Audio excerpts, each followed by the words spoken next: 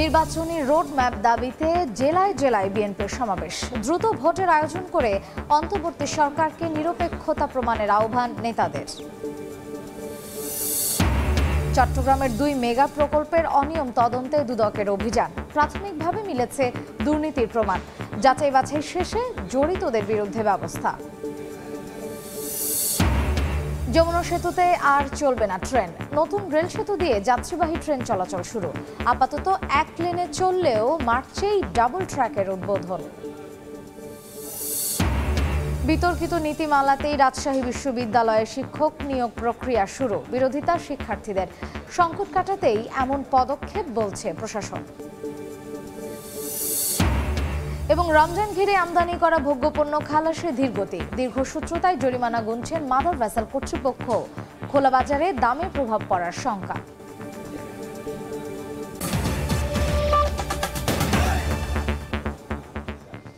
বাংলার সময় সঙ্গে আছি আমি মার্জিয়া শ্রেয়া। প্রয়োজনীয় সংস্কার শেষ করে দ্রুত জাতীয় নির্বাচনের প্রস্তুতি নিতে সরকারকে আহ্বান জানিয়েছে বিএনপি। দলটির কেন্দ্রীয় কয়েকজন নেতা বলেছেন, অন্তর্বর্তী সরকার শুধু সংস্কার নিয়ে ব্যস্ত। যদিও দেশে কোনো পরিবর্তন লক্ষ্য করা যাচ্ছে না, সব চলছে আগের মতোই। নির্বাচনী রোডম্যাপ ঘোষণা সহ বেশ কিছু জনদাবিতে খুলনা, লালমনিরহাট, সিরাজগঞ্জ, সুনামগঞ্জে বিক্ষোভ সমাবেশের আয়োজন করে দলটি। সেখানে অংশ নিয়ে বক্তব্য দেন কেন্দ্রীয় নেতারা। নিত্যপণ্যের দাম সহনীয় রাখা, আইন শৃঙ্খলা পরিস্থিতির উন্নতি, ফ্যাসিবাদের দোসরদের বিচার ও তাদের চক্রান্ত নস্যাতে অন্তর্বর্তী সরকারের কাছে জোর দাবি জানান তারা।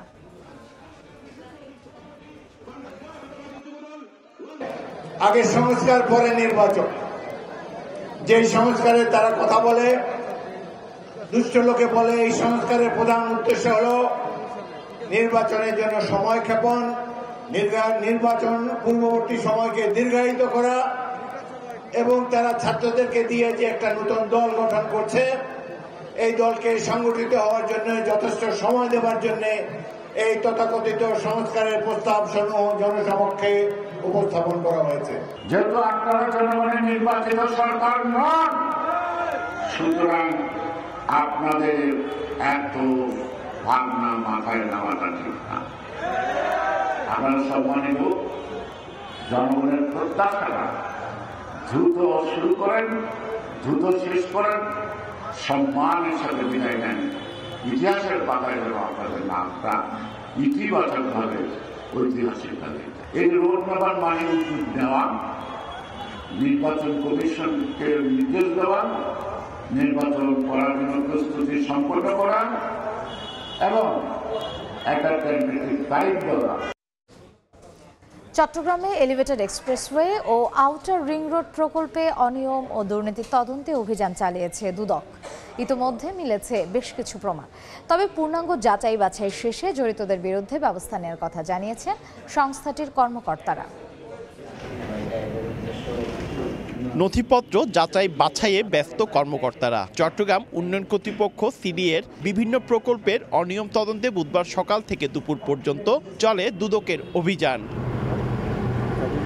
লালখান বাজার থেকে পতেঙ্গা পর্যন্ত এলিভেটেড এক্সপ্রেসওয়ে ও সাগরিকা থেকে পতেঙ্গা পর্যন্ত আউটার রিং রোড প্রকল্পের অনিয়ম ও দুর্নীতির অভিযোগ ছিল দুদকের কাছে। অভিযান চালিয়ে প্রকল্প শেষ হওয়ার আগে ফাটল, প্রয়োজনের অতিরিক্ত র্যাম্প সহ নানা অনিয়ম ও অর্থ আত্মসাতের প্রমাণ মেলে। নির্মাণ কাজ পুরোপুরি সম্পন্ন হওয়ার আগেই পিলারে ফাটল দেখা যাচ্ছে, যেখানে সেখানে র্যাম্প করা হয়েছে প্রয়োজনের অতিরিক্ত। রেলিংয়ের যে নাট বল্টুগুলো এগুলো ঠিকমতো লাগানো হয়নি।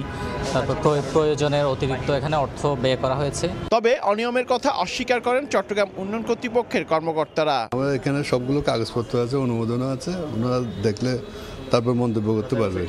আমার এই প্রজেক্টে ইভেন ভ্রমণ ভাতা পর্যন্ত আমি সিডিএ থেকে নিই, কিন্তু প্রকল্প থেকে নিই না। এদিকে সিডিএর বিভিন্ন অনিয়মে ক্ষোভ জানান খোদ প্রতিষ্ঠানটির সচিব রবীন্দ্র চাকমা।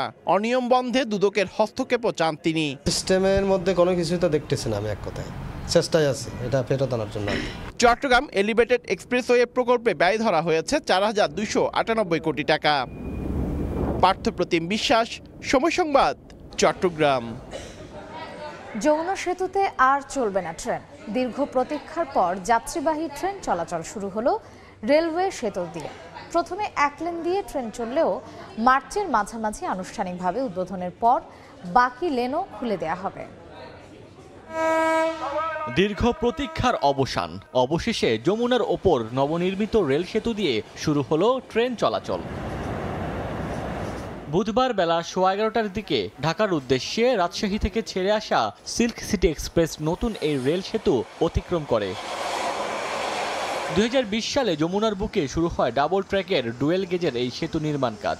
সেতুর 300 মিটার উজানে দীর্ঘ 4 বছর দেশি বিদেশি প্রকৌশলী এবং কর্মীরা দিনরাত পরিশ্রম করে নির্মাণ করে এটি। দীর্ঘ প্রতীক্ষার পর নবনির্মিত রেল সেতু দিয়ে ট্রেন চলাচল করায় খুশি প্রকল্প সংশ্লিষ্টরা। এর আগে আমরা কয়েক দফায় বিভিন্নভাবে বিভিন্ন স্পিডে ট্রায়াল রান করছি, সেখানে ব্রড গেজ এবং মিটার গেজ দুইটা ট্রেনই ছিল। আমাদের সর্বোচ্চ স্পিড ছিল 120, সো এখন যে স্পিড যাবে সেটা আমাদের কাছে কিছুই না। দীর্ঘ 4.5 বছরের যে একটা হইতেছে পরিশ্রমের যে ফলাফল, আমরা সবাই খুবই উৎসাহিত এবং আনন্দিত। নতুন যমুনা রেল সেতু দিয়ে ট্রেন চলাচলের আগের চেয়ে সময় বাঁচবে 30 থেকে 35 মিনিট। এছাড়া সেতু দিয়ে ঘন্টায় 100 থেকে 120 কিলোমিটার গতিতে দুটি ট্রেন চলাচল করতে পারবে। শুরুতে এক লেন দিয়ে ট্রেন চলাচল করবে। আগামী মার্চের মাঝামাঝিতে আনুষ্ঠানিকভাবে উদ্বোধনের পর বাকি লেনও খুলে দেওয়া হবে। এটার জন্য উত্তরবঙ্গটা খুব ভালো বেনিফিটেড হবে। জাপান ও বাংলাদেশ সরকারের যৌথ অর্থায়নে প্রায় 16,781 কোটি টাকা ব্যয়ে 4.8 কিলোমিটার রেল সেতুর নির্মাণ কাজ বাস্তবায়ন করেছে জাইকা। সময় সংবাদ, সিরাজগঞ্জ। 2015 ও 2017 সালের শিক্ষক নিয়োগ বিধিমালা বাতিল করা হয়েছে রাজশাহী বিশ্ববিদ্যালয়। 2022 সালের সংশোধিত নীতিমালা অনুযায়ী আবারও শুরু হয়েছে নিয়োগ প্রক্রিয়া। অভিযোগ উঠেছে সাবেক উপাচার্য আব্দুস সোবহান তার মেয়ে ও জামাতাকে চাকরি দিতেই যোগ্যতা শিথিল করে নীতিমালা পরিবর্তন করেছিলেন। প্রশাসনের কর্মকর্তারা বলছেন চলমান শিক্ষক সংকট কাটাতেই আগের বিজ্ঞপ্তি অনুযায়ী নিয়োগ দেওয়া হচ্ছে। হাবিবুর রহমান পাপ্পুর ছবিতে মওদুদ রানার রিপোর্ট। রাজশাহী বিশ্ববিদ্যালয়ে শিক্ষক নিয়োগের নীতিমালা সংশোধন হয় 2015 ও 2017 সালে। এতে স্নাতক ও স্নাতকোত্তর শ্রেণীর ফলাফলে সিজিপিএ কমিয়ে 3.25 এবং মেধাক্রমের শর্ত তুলে দেয়া হয়। অভিযোগ উঠেছে সাবেক উপাচার্য আব্দুস সোবহান তার মেয়ে ও জামাতাকে চাকরি দিতেই যোগ্যতা শিথিল করে নীতিমালা পরিবর্তন করেছিলেন। পরে 2022 সালে আগের নীতিমালা আবারও পরিবর্তন করে সিজিপিএ 3.5 এবং মেধা তালিকায় প্রথম থেকে সপ্তম স্থানের মধ্যে থাকার শর্ত যুক্ত হয়। সম্প্রতি রাজশাহী বিশ্ববিদ্যালয়ের সব ধরনের নিয়োগের স্থগিতাদেশ প্রত্যাহার ও আইনি জটিলতা দূর হলে 2022 সালের নীতিমালা অনুযায়ী 2023 সালের বিজ্ঞপ্তি অনুসারে শিক্ষক নিয়োগ প্রক্রিয়া শুরু করে কর্তৃপক্ষ। এটা মন্ত্রণালয়ের নিষেধাজ্ঞাটা প্রত্যাহার করা হয়েছে, একদম আনুষ্ঠানিকভাবে চিঠি দিয়ে এটা করা হয়েছে, যেটা ইউজিসিকে অবহিত করা হয়েছিল। এদিকে বর্তমান নীতিমালার বিরোধিতা করছেন শিক্ষার্থীরা। বিভিন্ন কর্মসূচির মাধ্যমে তারা জানান আওয়ামী লীগ সরকার আমলের নীতিমালা ও বিজ্ঞপ্তিতে যোগ্য শিক্ষক নিয়োগ সম্ভব নয়। আমরা ভয় পাই যে ওই ফ্যাসিস্টের ভূতই আবার চেপে বসছে কিনা, মেধাবীরা আবার বঞ্চিত হবে কিনা। অল ইউনিভার্সিটির শত শত শিক্ষক এমন আছে যাদের ন্যূনতম যোগ্যতা নাই পাঠদানের, তাদের এরা হচ্ছে এই নিয়োগ বাণিজ্যের ফসলগুলা। শিক্ষক নিয়োগের যে প্রক্রিয়া সেখানে একটা সংস্কার আসা প্রয়োজন, নতুন করে নীতিমালা প্রণয়ন প্রয়োজন। শিক্ষক সমিতি ও বিশ্ববিদ্যালয় প্রশাসন বলছে চলমান শিক্ষক সংকট কাটাতেই আগের বিজ্ঞপ্তি অনুযায়ী নিয়োগ দেয়া হচ্ছে। কথা হচ্ছে অনেক পক্ষ থেকে যে শুধু অনেক ইউনিভার্সিটি অলরেডি ভাইবার পাশাপাশি তারা রিটেন ডেমো নেওয়ার চিন্তা ভাবনা করছে। আমি বলি হ্যাঁ, এটা আসলে আমরা স্বাগত জানাই। আমরা মনে করি এইটাও আসলে হওয়া দরকার। মানে শুধু একটা ইন্টারভিউ দিয়ে 15 মিনিটের 20 মিনিটের ইন্টারভিউ দিয়ে একজনকে যাচাই করা আসলে খুবই ডিফিকাল্ট। কর্তৃপক্ষের তথ্য মতে রাজশাহী বিশ্ববিদ্যালয়ের 1490টি শিক্ষক পদের মধ্যে শূন্য 440টি। এবার নিয়োগ দেওয়া হচ্ছে অন্তত 50 জনকে। এছাড়াও বিশ্ববিদ্যালয়টিতে 200 কর্মকর্তা, 251টি সহায়ক কর্মচারী ও 990টি সাধারণ কর্মচারীর পদ শূন্য রয়েছে। মওদুদ রানা, সময় সংবাদ, রাজশাহী। বাংলার সময় আরও থাকছে। বসন্ত, ভালোবাসা ও মাতৃভাষা দিবস সামনে রেখে উৎসবের আমেজ। জমে উঠেছে ফুলের বাজারে বেচাকেনা, লাভের আশা চাষিদের। রমজান ঘিরে কয়েক লাখ মেট্রিক টন পণ্য আমদানি হলেও মাদার ভেসেল থেকে খালাসে দেখা দিয়েছে ধীরগতি। এই অবস্থায় নদী ও সাগরে ভাসমান গুদাম হিসেবে ব্যবহার হওয়া পণ্য বোঝাই লাইটারেস জাহাজগুলোর বিরুদ্ধে অভিযানে নামার ঘোষণা দিয়েছে নৌ পরিবহন অধিদপ্তর। সাক্ষাৎকার ক্যামেরায় বিস্তারিত জানাচ্ছেন কমল দে। চট্টগ্রাম বন্দরের বহির্নোঙরে মঙ্গলবার ৪৫ থেকে ৪৭টি মাদার ভেসেল পণ্য খালাসের অপেক্ষায় থাকলো। তার বিপরীতে লাইটারের জাহাজ বরাদ্দ করা হয়েছে মাত্র ৪৭টি। অথচ আমদানি করা পণ্য দ্রুত বাজারে পৌঁছাতে প্রতিদিন ১০০ বেশি লাইটারের জাহাজ প্রয়োজন। লাইটারের সংকট আছে বর্তমানে, এটা গত সপ্তাহ দিন খুব তীব্র আকার ধারণ করছে। চট্টগ্রাম বন্দর হয়ে ঢাকার নারায়ণগঞ্জ সহ বিভিন্ন নৌ রুটে চলাচলের জন্য প্রায় ১৩,০০০ লাইটারের জাহাজ রয়েছে। প্রতি মেট্রিক টন পণ্য পরিবহনের জন্য ৫৫০ টাকা ভাড়া আদায় করে লাইটারেস জাহাজ মালিক। অবশ্য বড় বড় শিল্প গ্রুপগুলোর নিজস্ব লাইটারি সিস্টেম রয়েছে। আমরা চাচ্ছি যে ইমিডিয়েটলি তারা বিভিন্ন গোডাউনে বা বিভিন্ন গন্তব্যে তারা যেন জাহাজগুলি তাড়াতাড়ি খালি করে। লাইটারের জাহাজ সংকটের কারণে বন্দরের বহির্নোঙরে মাদার ভেসেলের অবস্থানের সময় ক্রমশ বেড়ে যাচ্ছে। ফলে প্রতিদিন ১০ থেকে ১৫,০০০ মার্কিন ডলার জরিমানা গুনতে হচ্ছে জাহাজগুলোকে। জাহাজগুলি দ্রুত খালি করে দিলে চিটাগাং পোর্ট আমাদের মাদার শিপের আর ড্যামারিজ থেকে বৈদেশিক মুদ্রা বাইরে চলে যাওয়ার থেকে সেফ হবে। আলটিমেটলি সাফারার জনগণ, কারণ এই যে কস্ট সেটা কিন্তু প্রোডাক্টের উপরে ইনক্লুড হয়ে যাবে। গভীর সাগরে অবস্থান নিয়ে প্রতিদিন অন্তত 4টি লাইটারের জাহাজে পণ্য খালাসের সক্ষমতা রয়েছে বিদেশি মাদার ভেসেলগুলোর, কিন্তু এখন মাত্র 1টি লাইটারে তারা পণ্য বোঝাই করতে পারছে। কমল দে, সময় সংবাদ, চট্টগ্রাম। বোঝাই ট্রাক ও যাত্রীবাহী ইজি বাইকের মুখোমুখি সংঘর্ষে 2 জন নিহত হয়েছেন, আহত হয়েছেন নারী সহ 4 জন। দুপুরে আদমপুর এলাকায় গোয়ালন্দ তারাইল আঞ্চলিক সড়কে সিমেন্ট বোঝাই ট্রাক ও যাত্রীবাহী ইজি বাইকের মুখোমুখি সংঘর্ষ হয়। এতে ঘটনাস্থলেই 2 জন মারা যান। আহতদের উদ্ধার করে ফরিদপুর মেডিকেল কলেজ হাসপাতালে ভর্তি করা হয়েছে।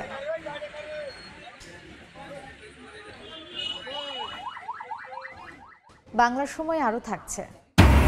মৌসুম শুরুর আগেই নওগাঁর আম বাগানে মুকুল। রোগ থেকে বাঁচাতে ছিটানো হচ্ছে কীটনাশক।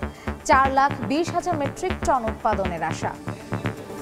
বাংলার সময় বর্ণাঢ্য আয়োজনে সিরাজগঞ্জে খাজা মোজাম্মেল হক ফাউন্ডেশনের আয়োজনে মেধাবী শিক্ষার্থীদের বৃত্তি ও সম্মাননা সনদ প্রদান করা হয়েছে। দুপুরে চৌবাড়ি উচ্চ বিদ্যালয় মাঠে 134টি শিক্ষা প্রতিষ্ঠানের নবম ও দশম শ্রেণীর 747 জন ছাত্রছাত্রীদের বৃত্তি ও সম্মাননা সনদ দেওয়া হয়। অনুষ্ঠানে প্রধান অতিথি হিসেবে উপস্থিত থেকে শিক্ষার্থীদের বৃত্তি ও সনদ তুলে দেন ফাউন্ডেশনের চেয়ারম্যান খাজা টিপু সুলতান। এ সময় জেলা প্রশাসক মোহাম্মদ নজরুল ইসলাম, পুলিশ সুপার ফারুক হোসেন উপস্থিত ছিলেন।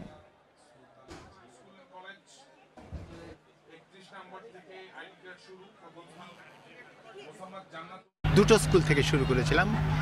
আজকে হচ্ছে গত 24 বছরে আমরা 134টা স্কুলের 747 জন মেধা আমরা একসঙ্গে করেছি। প্রতিযোগিতার মাধ্যমে তাদের যে প্রতিভাটা আছে এটাকে আসলে আমরা বিকশিত করার এটাই উদ্দেশ্য ছিল। ইনশাল্লাহ এটা সফল হয়েছে। তো এটা আমাদের ধারাবাহিকতা বজায় রাখবো আমরা। পহেলা ফাল্গুন বিশ্ব ভালোবাসা দিবস ও 21শে ফেব্রুয়ারি উপলক্ষে জমে উঠেছে ফুলের হাট। ক্রেতা বিক্রেতার হাঁক ডাকে চলছে বেচাকেনা।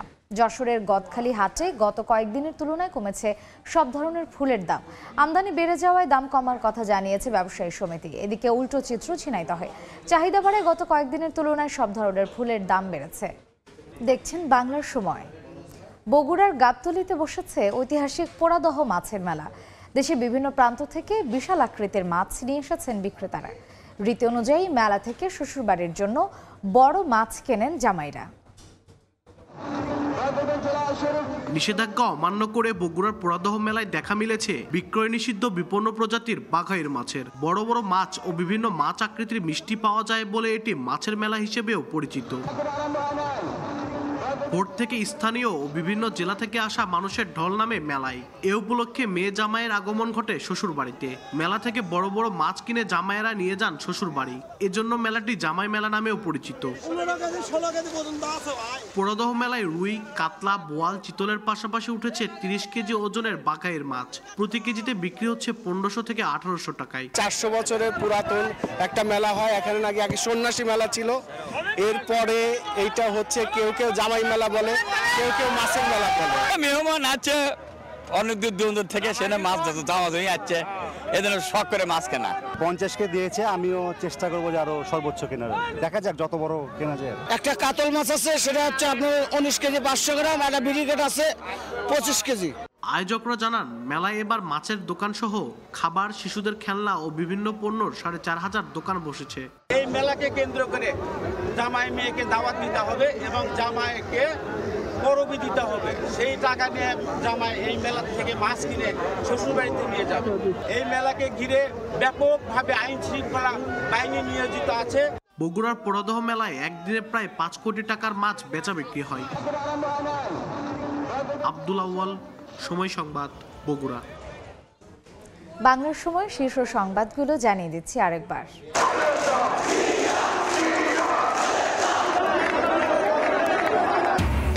নির্বাচনী রোডম্যাপ দাবিতে জেলায় জেলায় বিএনপির সমাবেশ, দ্রুত ভোটের আয়োজন করে অন্তর্বর্তী সরকারকে নিরপেক্ষতা প্রমাণের আহ্বান নেতাদের। চট্টগ্রামের 2 মেগা প্রকল্পের অনিয়ম তদন্তে দুদকের অভিযান, প্রাথমিকভাবে মিলেছে দুর্নীতির প্রমাণ, যাচাই বাছাই শেষে জড়িতদের বিরুদ্ধে ব্যবস্থা। এবং যমুনা সেতুতে আর চলবে না ট্রেন, নতুন রেল সেতু দিয়ে যাত্রীবাহী ট্রেন চলাচল শুরু। আপাতত 1 লেনে চললেও মার্চেই ডাবল ট্র্যাকের উদ্বোধন।